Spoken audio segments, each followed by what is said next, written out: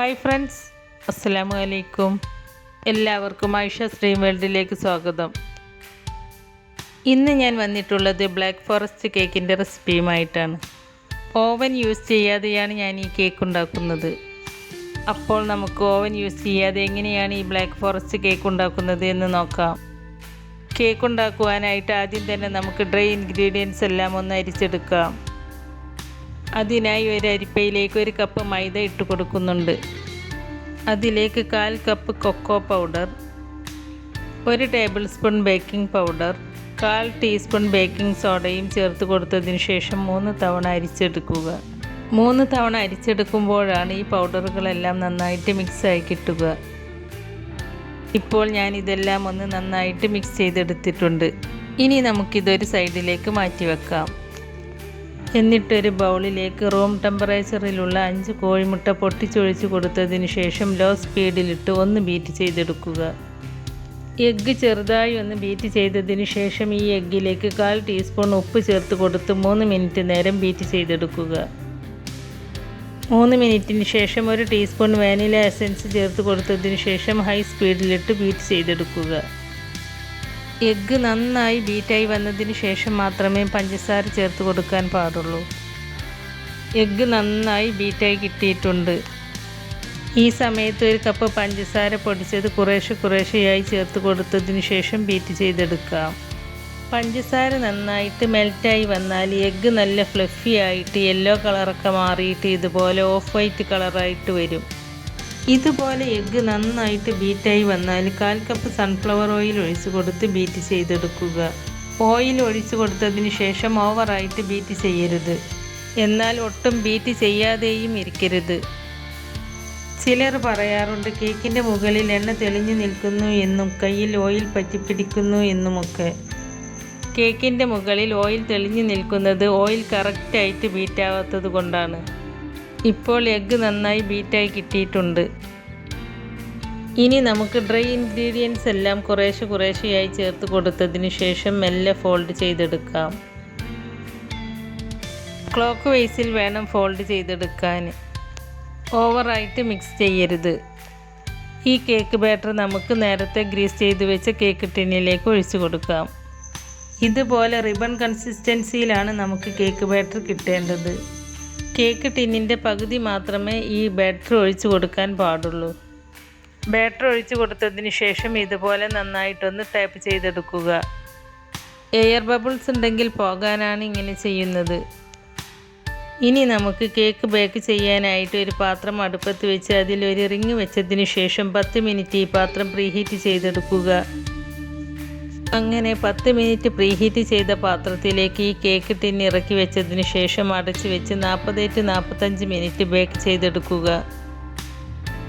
ആദ്യത്തെ 5 minute medium ഫ്ലെയിമിലേക്കും 5 minute കഴിഞ്ഞതിന് ശേഷം ലോ ഫ്ലെയിമിലേക്കും സെറ്റ് ചെയ്തതിന് ശേഷം ബേക്ക് ചെയ്യുക. 45 മിനിറ്റിന് ശേഷം കേക്ക് നന്നായി ബേക്കായി കിട്ടിയിട്ടുണ്ട്. കേക്ക് നന്നായി ബേക്കായിട്ടുണ്ടോ എന്നറിയാൻ ഇതുപോലൊരു സ്ക്വയറോ കത്തിയോ ഉപയോഗിച്ച് കുത്തി നോക്കുക. സ്റ്റിക്കിൽ ഇതുപോലെ ഒട്ടും ഒട്ടിപ്പിടിക്കാതെ കിട്ടിയിട്ടുണ്ടെങ്കിൽ കേക്ക് നന്നായി ബേക്കായിട്ടുണ്ട് എന്നർത്ഥം. ഇനി നമുക്ക് ഈ പാത്രത്തിൽ നിന്നും കേക്ക് ടിന്നെടുത്ത് മാറ്റാം. കേക്ക് നന്നായി തണുത്തതിന് ശേഷം ഒരു പ്ലേറ്റിലേക്ക് മാറ്റിയിട്ടുണ്ട്. ഇനി നമുക്ക് കേക്കിൽ നിന്നും ബട്ടർ പേപ്പർ റിമൂവ് ചെയ്തതിന് ശേഷം 3 ലെയറായി കേക്ക് കട്ട് ചെയ്തെടുക്കാം. ആദ്യം നമുക്ക് കട്ട് ചെയ്യേണ്ട ഭാഗം ഒരു നൈഫ് വെച്ചിട്ട് ഇതുപോലെ മാർക്ക് ചെയ്ത് കൊടുക്കാം. എന്നിട്ട് നമ്മൾ മാർക്ക് ചെയ്ത ലൈനിൽ കൂടി ത്രെഡ് ഇറക്കി വെച്ചിട്ട് ഇതുപോലെ ക്രോസ് ചെയ്ത് പിടിക്കുക. ക്രോസ് ചെയ്ത് പിടിച്ചതിന് ശേഷം ത്രെഡിൻ്റെ 2 അറ്റവും ഇതുപോലെ വലിക്കുക. ഇപ്പോൾ കണ്ടോ കേക്ക് നല്ല പെർഫെക്റ്റ് ആയിട്ട് കട്ട് ചെയ്ത് കിട്ടിയത്. ഇതുപോലെ ഒരു ലെയർ കൂടി ഞാൻ കട്ട് ചെയ്തെടുക്കുന്നുണ്ട്. ആദ്യം ചെയ്തതുപോലെ തന്നെ നൈഫ് വെച്ച് മാർക്ക് ചെയ്യുക. എന്നിട്ട് ഈ ത്രെഡ് നമ്മൾ മാർക്ക് ചെയ്തതിന് ഉള്ളിൽ കൂടി എടുക്കണം. നമ്മൾ മാർക്ക് ചെയ്ത ലൈനിലൂടെ തന്നെ ത്രെഡ് ഇറങ്ങിയാലേ ഇതുപോലെ കട്ട് ചെയ്ത് കിട്ടുകയുള്ളൂ. നൈഫ് വെച്ച് കേക്ക് കട്ട് ചെയ്യുമ്പോൾ കേക്കിൻ്റെ ചില ഭാഗങ്ങൾ പൊങ്ങിയും താണും ഇരിക്കും. ഇതുപോലെ ത്രെഡ് കൊണ്ടാകുമ്പോൾ നല്ല ഫ്ലാറ്റായിട്ട് തന്നെ നമുക്ക് കേക്ക് കട്ട് ചെയ്തെടുക്കാം. അപ്പോൾ ഞാനിവിടെ 3 ലെയറായി കേക്ക് കട്ട് ചെയ്തെടുത്തിട്ടുണ്ട്. ഇനി നമുക്ക് വിപ്പിംഗ് ക്രീം ബീറ്റ് ചെയ്തിട്ടെടുക്കാം. ബീറ്റ് ചെയ്യാനായിട്ട് എടുക്കുന്ന ബൗളും ബീറ്ററിൻ്റെ ബ്ലേഡും 1 മണിക്കൂർ ഫ്രീസറിൽ വെച്ച് തണുപ്പിക്കുക. അങ്ങനെ ചെയ്യുമ്പോൾ വിപ്പിംഗ് ക്രീം പെട്ടെന്ന് ബീറ്റായി കിട്ടും. 1.5 കപ്പ് വിപ്പിംഗ് ക്രീമാണ് ഞാൻ എടുത്തിട്ടുള്ളത്. ഈ വിപ്പിംഗ് ക്രീമിലേക്ക് 1 ടീസ്പൂൺ വാനില എസൻസ് ഒഴിച്ചു കൊടുത്തതിന് ശേഷം ആദ്യം ലോ സ്പീഡിലിട്ട് ബീറ്റ് ചെയ്യുക. പിന്നെ കുറേശ്ശെ സ്പീഡ് കൂട്ടിക്കൊടുത്ത് ഹൈ സ്പീഡിലിട്ട് നന്നായിട്ട് ബീറ്റ് ചെയ്തെടുക്കുക. ഈ വിപ്പിംഗ് ക്രീമിലേക്ക് ഞാനൊരു 1/4 കപ്പ് പഞ്ചസാര പൊടിച്ചത് ചേർത്ത് കൊടുക്കുന്നുണ്ട്. മധുരമൊക്കെ ഓരോരുത്തരുടെ ഇഷ്ടത്തിനനുസരിച്ച് കൂട്ടിയോ കുറച്ചോ എടുക്കാം. പഞ്ചസാര ചേർത്ത് കൊടുക്കുമ്പോൾ ഒന്നിച്ചിട്ട് കൊടുക്കാതെ കുറേശ്ശെയായി ചേർത്ത് കൊടുത്ത് ബീറ്റ് ചെയ്യുക. പഞ്ചസാര ചേർത്ത് കൊടുത്തതിന് ശേഷം 10 മിനിറ്റ് കൂടി ബീറ്റ് ചെയ്താൽ ക്രീം നന്നായി വിപ്പായി കിട്ടും. ഓവർ ബീറ്റ് ചെയ്യരുത്. ഇപ്പോൾ ക്രീം നന്നായിട്ട് വിപ്പായി കിട്ടിയിട്ടുണ്ട്. ഇനി നമുക്ക് കേക്ക് ഐസിങ് ചെയ്ത് തുടങ്ങാം. കേക്ക് ഐസിങ് ചെയ്യാനായിട്ട് ഞാനിവിടെ ഒരു കേക്ക് ബോർഡ് എടുത്തിട്ടുണ്ട്. ഈ കേക്ക് ബോർഡിൻ്റെ സെൻറ്ററിൽ കുറച്ച് വിപ്പിംഗ് ക്രീം അപ്ലൈ ചെയ്ത് കൊടുക്കുക. ഐസിങ് ചെയ്യുന്ന സമയത്ത് കേക്ക് തെന്നിപ്പോവാതിരിക്കാനാണ് ഇങ്ങനെ ചെയ്യുന്നത്. ഇനി നമുക്ക് ഫസ്റ്റ് ലെയർ വെച്ച് കൊടുക്കാം. ഈ സ്പോഞ്ച് ഒന്ന് സോക്കാവാൻ വേണ്ടിയിട്ട് ഇതിന് മുകളിൽ ഷുഗർ സിറപ്പാണ് ഒഴിച്ചു കൊടുക്കുന്നത്. ഷുഗർ സിറപ്പ് എല്ലാ ഭാഗത്തും നന്നായിട്ട് തന്നെ ഒഴിച്ചു കൊടുക്കണം. ഇനി നമുക്ക് വിപ്പിംഗ് ക്രീം സ്പ്രെഡ് ചെയ്ത് കൊടുക്കാം. വിപ്പിംഗ് ക്രീം സ്പ്രെഡ് ചെയ്തതിന് ശേഷം ഇതിന് മുകളിൽ ഡയറി മിൽക്ക് ചോക്ലേറ്റ് ഗ്രേറ്റ് ചെയ്തത് ഇട്ട് കൊടുക്കുന്നുണ്ട്. ഇനി നമുക്ക് അടുത്ത ലെയർ വെച്ച് കൊടുക്കാം. ഇതിന് മുകളിലും ഫസ്റ്റ് ലെയർ ചെയ്തതുപോലെ തന്നെ ഷുഗർ സിറപ്പ് ഒഴിച്ചു കൊടുത്തതിന് ശേഷം വിപ്പിംഗ് ക്രീം സ്പ്രെഡ് ചെയ്യുക.